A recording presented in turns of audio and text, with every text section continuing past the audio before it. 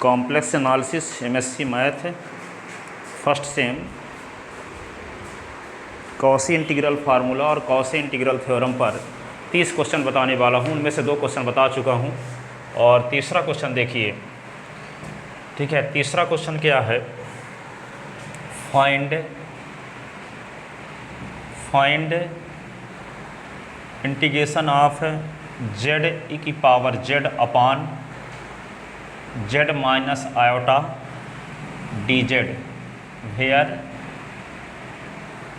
Number first close contour C क्या है, is एक सर्किल है जिसका equation mod of Z is equal to 1/2 है, और दूसरी कंडीशन में क्लोज कंटूर सी है, इसका इक्वेशन है mod of Z is equal to 1। और तीसरा क्या है, ये है close contour C is circle और यहाँ पे z mod of Z is equal to 2 है, और तीसरा पार्ट इसका ये है क्लोज कंटूर सी और ये mod of Z is equal to 1। ठीक है, तो यहाँ पे क्या करेंगे, इस क्वेश्चन को सॉल्व करने के लिए इस क्वेश्चन में इस कॉसी इंटीग्रल थ्योरम लगेगा कि कॉसी इंटीग्रल फार्मूला, इसको चेक करते हैं। तो सबसे पहले सर्किल के जो इक्वेशन लेंगे, तो सर्किल की बाउंड्री पर और सर्किल के अंदर ईच पॉइंट पर जो फंक्शन एनालिटिक है तो कौन सी थ्योरम लगती है, कॉसी इंटीग्रल थ्योरम लगती है। और यदि सर्किल के अंदर कोई ऐसा पॉइंट है जिस पॉइंट पर फंक्शन एनालिटिक नहीं है तब कॉसी इंटीग्रल फार्मूला लगता है, कॉसी इंटीग्रल फार्मूला। ठीक है ना। तो for the singular point of given complex function, solution देखते हैं फर्स्ट का। फॉर सिंगुलर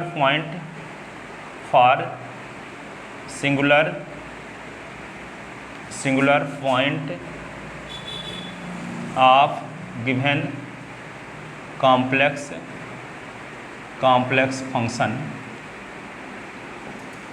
क्या करते हैं, we put denominator is equal to 0। तो डिनोमिनेटर क्या है, z minus iota is equal to 0। तो z is equal to iota, तो जेड को क्या लिख सकते हैं, 0 प्लस आयोटा, जिसका ऑर्डर्ड पेयर क्या होता है, 0,1। ठीक है,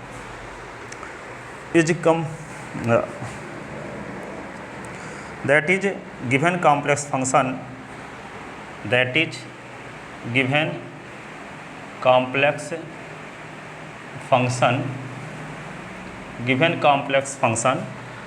is not analytic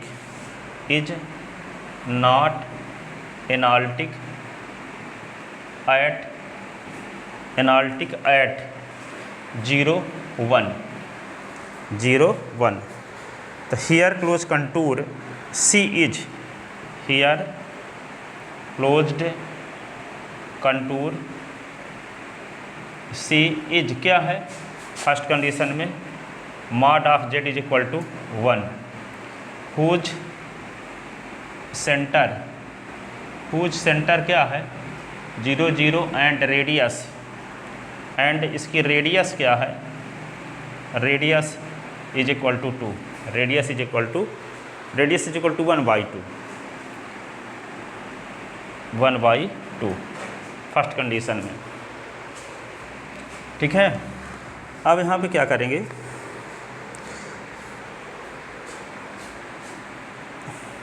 यहाँ पे जो पॉइंट मिला है आपको वो 0, 1।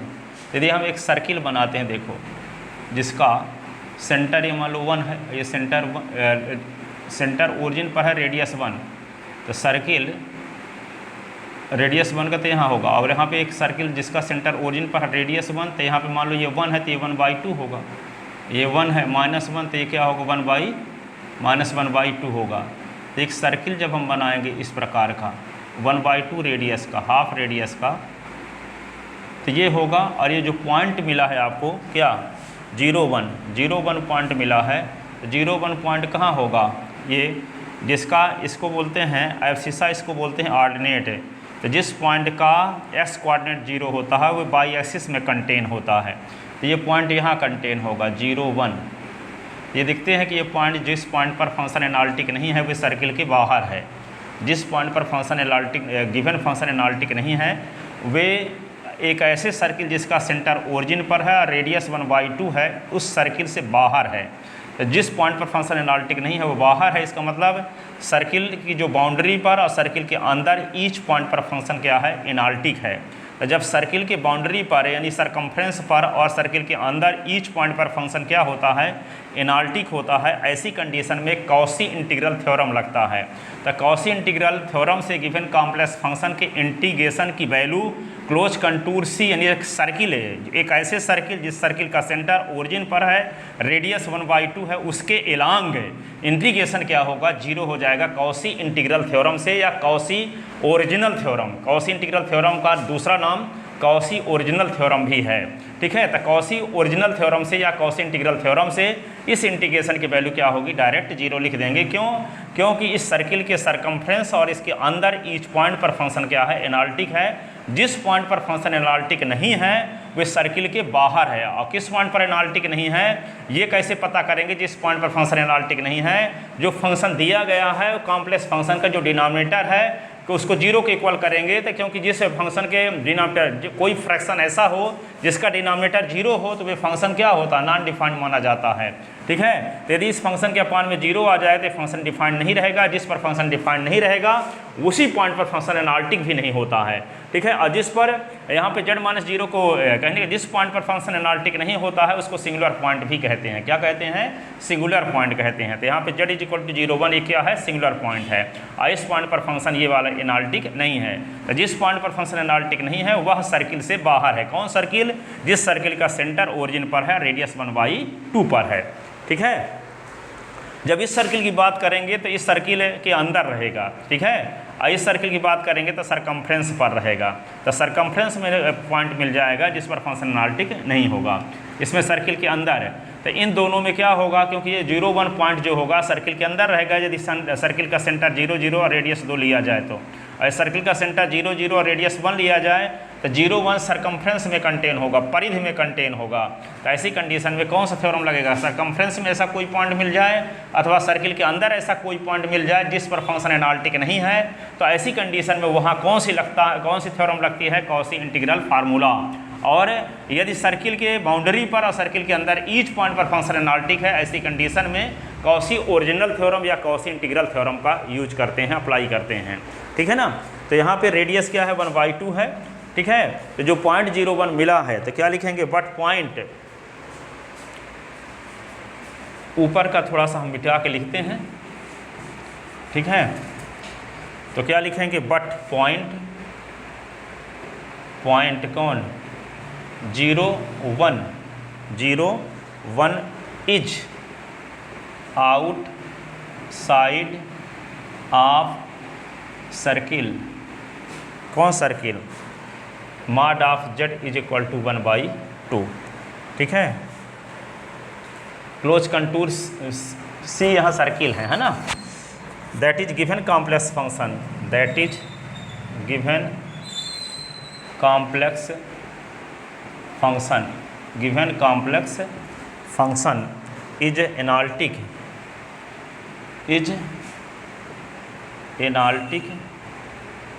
Analytic at each point within unclosed contour, unclosed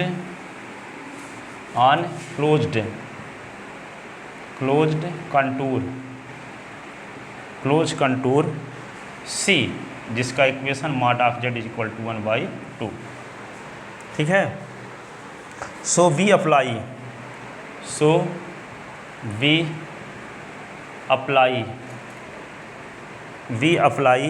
Cauchy original theorem, Cauchy original theorem, या इसी को क्या बोलते हैं, कॉची इंटीग्रल थ्योरम, और Cauchy integral theorem, Cauchy integral theorem. ठीक है, बाय दिस थ्योरम,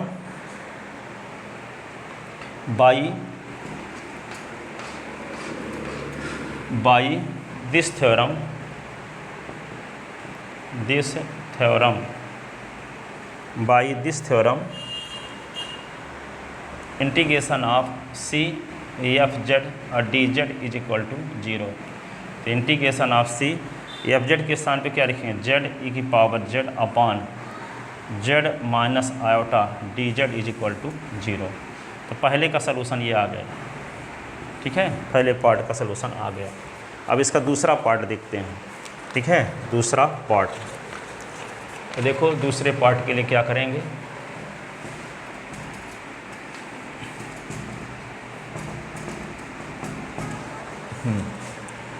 दूसरा पार्ट ये है, close contour C is mod of Z is equal to 2। Here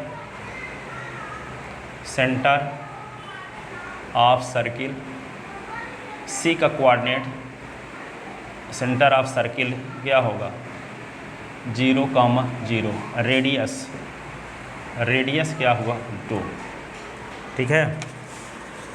here singular point, here singular point जिस पर फंक्शन एनालिटिक नहीं है, अर्थात जिस पर डिनोमिनेटर 0 हो जाता है, हो गया है, वो आप निकाल चुके हो, z is equal to iota, जिसको हम क्या कर सकते हैं 0 प्लस आयोटा लिख सकते हैं, जिसका ऑर्डर्ड पेयर है 0, 1, ठीक है, क्रमित युग्म भी कहते हैं हिंदी में। Is lies in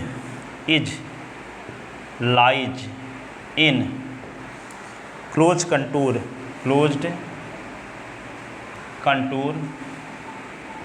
contour C, जिसका equation mod of Z is equal to 2, ठीक है। Then we apply Cauchy integral, ये वाला जो पॉइंट है अंदर ये कंटेन है, तो कौन अप्लाई करेंगे, then we apply Cauchy integral formula, Cauchy integral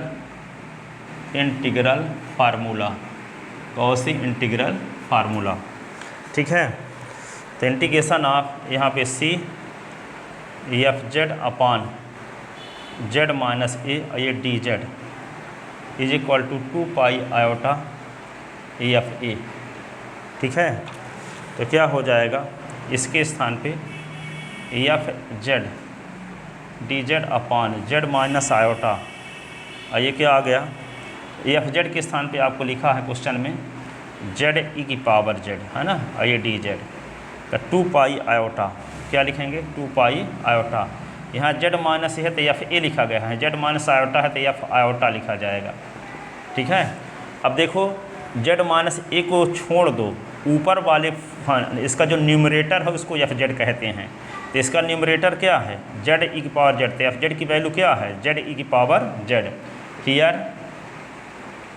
F Z is equal to क्या है जेड ई की पावर जेड, जेड ई की पावर जेड। अब जेड के स्थान पे क्या लिख दें आयोटा, तो आयोटा ई की पावर आयोटा, ठीक है। तो ये होगा सी और ये सी, जेड ई की पावर जेड और D Z upon Z minus iota is equal to 2 pi iota, F iota के स्थान पे क्या लिख दोगे, एफ आयोटा के स्थान पे लिख दोगे आयोटा और ई की पावर आयोटा, ठीक है। तो इसको क्या लिख सकते हैं जेड ई की पावर जेड और D Z upon Z minus iota, तो ये होगा 2 पाई आयोटा का स्क्वायर ई की पावर आयोटा, ठीक है। ये होगा 2 पाई माइनस 1 ई की पावर आयोटा, ये होगा -2 पाई ई की पावर आयोटा, ये आ गया 2 पाई ई की पावर आयोटा, ई की पावर आयोटा, ये आ गया इसकी वैल्यू, ठीक है। तो यही आंसर होगा इसका, देखते हैं आ रहा है कि नहीं।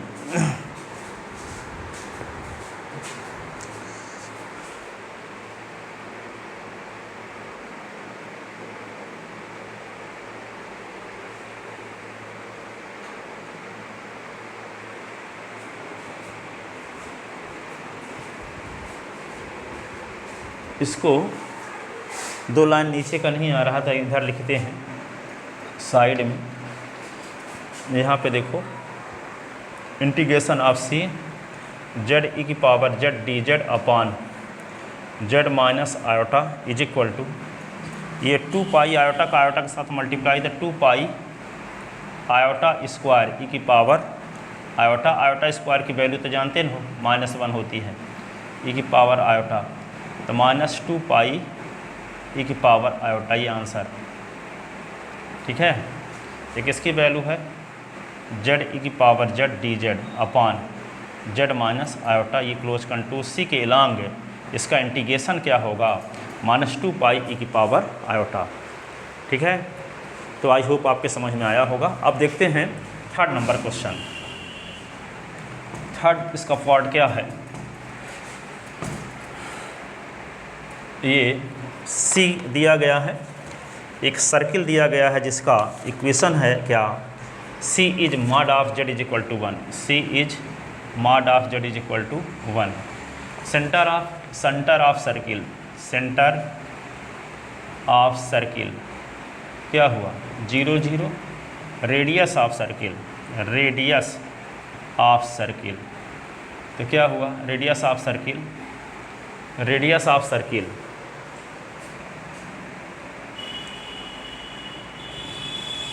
1 हुआ है ना। अब ये जो पॉइंट है कहाँ कंटेन है, सरकमफ्रेंस में, कहाँ कंटेन है, सरकमफ्रेंस में। इसके पहले वाले सेकंड पार्ट का डायग्राम यदि बनाना होगा तो 2 रेडियस का सर्किल बना लेना, और यहाँ पे पॉइंट कहाँ कंटेन कराओगे, इसका 2 0 0 2 -2 0, और ये क्या होगा 0 -2, और जो पॉइंट मिला है यहाँ पे क्या है, जिस पर फंक्शन एनालिटिक नहीं है 0 1, यहाँ पे जो सर्किल के अंदर है। अब इसमें क्या होगा, तीसरे कंडीशन का जो डायग्राम बनेगा, सर्किल की रेडियस 1 है, सर्किल की रेडियस क्या है 1, तो इसका कोऑर्डिनेट 1 0 0 1, ठीक है, -1 0, और ये क्या होगा 0 -1, ये 0 0 सेंटर है, और इसका पॉइंट कहाँ मिला, जिस पर फंक्शन एनालिटिक नहीं है, तो यही होगा, इस पॉइंट पर फंक्शन एनालिटिक नहीं है 0 1 पर, और यहाँ इसी पॉइंट से सर्किल जा भी रहा है, तो जिस पॉइंट पर फंक्शन एनालिटिक नहीं है कहाँ कंटेन है, बाउंड्री में, सरकमफ्रेंस में कंटेन है। ठीक है ना, तो जब सरकमफ्रेंस में कंटेन है तो या क्या करोगे इसको लिए, तो यहाँ पे here singular point, here singular point, here singular point 0 1 contain in boundary, contain in boundary, contain in boundary of close contour, of closed contour, close contour C, mod of Z is equal to 1। ठीक है, in this condition we apply Cauchy integral formula, in this condition we apply, circumference में हो चाहे circle के अंदर हो, दोनों condition में कॉसी इंटीग्रल फार्मूले का यूज करते हैं। In this condition we apply Cauchy integral formula, Cauchy integral formula, Cauchy integral formula, तो इसकी वैल्यू क्या होगी, by Cauchy integral formula, by Cauchy integral formula क्या होगा, result integration of C Z ई की power Z, Z minus iota, और D Z is equal to क्या होगा 2 पाई आयोटा एफ आयोटा, ऐसे। तो यहाँ पे क्लोज कंटूर सी के लॉन्ग जेड ई की पावर जेड और जेड माइनस आयोटा का इंटीग्रेशन क्या होगा 2 पाई आयोटा, इसकी वैल्यू क्या होगी, क्योंकि आपके पास क्या दिया है, या फिर जेड बराबर है जेड ई की पावर जेड, तो जेड के स्थान पे क्या रख दोगे आयोटा, तो आयोटा ई की पावर आयोटा, तो क्या होगा आयोटा ई की पावर आयोटा, तो होगा 2 पाई आयोटा का स्क्वायर ई की पावर आयोटा, तो क्या होगा 2 पाई -1 ई की पावर आयोटा, तो -2 पाई ई की पावर आयोटा, ये हुआ इसका आंसर। ठीक है, तो इसका आंसर ये हुआ कि जेड ई की पावर जेड डी जेड जो कॉम्प्लेक्स फंक्शन दिया गया है उसका क्लोज कंटूर सी के इलांग इंटीग्रेशन क्या होगा, -2 पाई ई की पावर आयोटा होगा, -2 पाई ई की पावर आयोटा। तो आई होप आपके समझ में आया होगा। Thank you so much.